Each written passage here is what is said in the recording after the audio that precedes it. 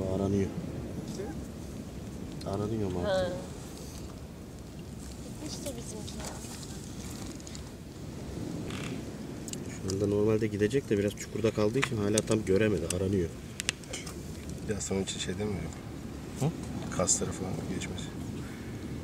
Yani hani bir sürü iddia. Şöyle bir şeyler yazmış olduğumuz bir çubuklar var.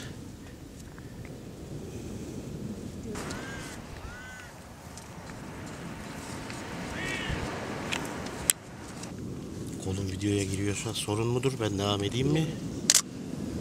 Bekir sence? Edin hocam.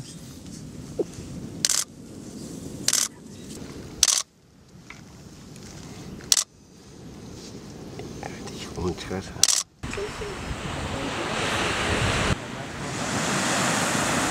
Hadi